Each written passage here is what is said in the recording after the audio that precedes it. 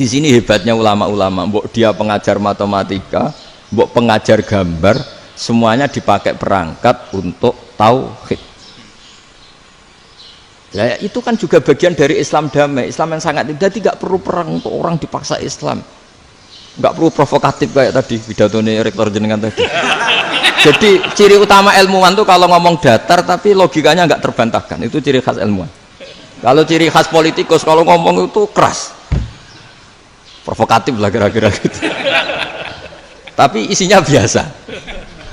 Nah saya berharap nanti semua profesor doktor itu datar tapi isinya kualitasnya bagus ini. Mentes.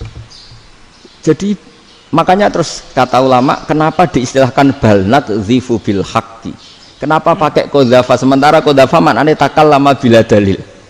Maksudnya bila dalil di sini itu min ghairi ikhtiyajin ila dalilin, kebenaran itu memang nggak butuh dalil. Apa kita perlu dalilnya apa, buktinya apa? Kalau 3 itu cabang dari 1, wong gendeng yakin yang takut gitu pasti orang gendeng.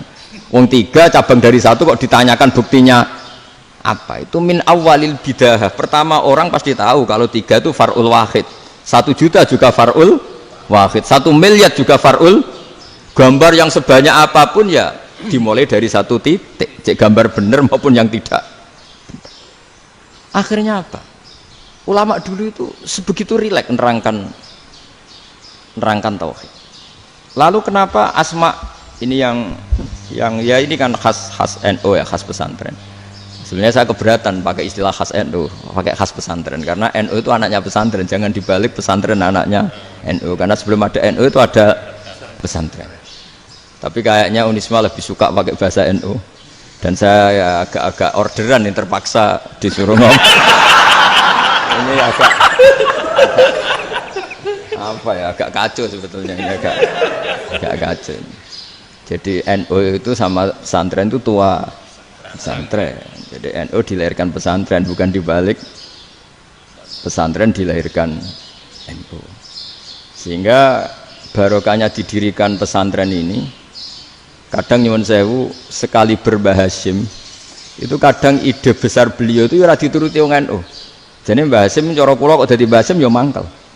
Mbah Hasyim itu ngarangno kentong. Nggih ngaramno beduk, tapi wong NU nganggo kentong. Beduk. Dan uniknya Mbah Hasyim enggak tersinggung. Karena ciri khas pesantren itu membolehkan perbedaan apa? Pendapat. Itu masyhur khilafnya Mbah Hasyim sama Mbah Fakih Mas Kumambang itu sampai dikitabkan. Saling ngeritik, saling macam-macam lah.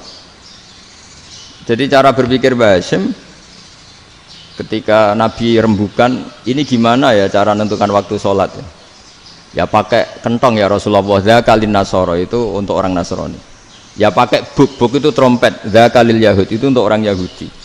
Terus, ada yang usul lagi pakai api ya Rasulullah, dzakalil Majusi itu orang Majusi. Setelah itu ada orang datang lari-lari cerita mimpi azan tadi.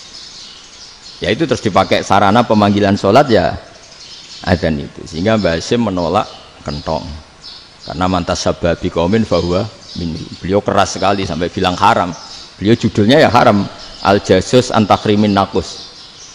Setelah naskah itu sampai ke Mbah Fakih Mas Kumambang di Gresik situ, di daerah Dukun situ.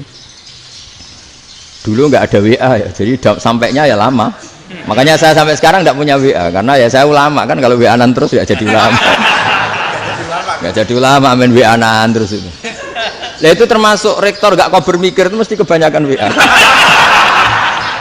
Karena kan otaknya didikte oleh sesuatu yang masuk, sesuatu yang dilihat itu kan pasti mendikte kita.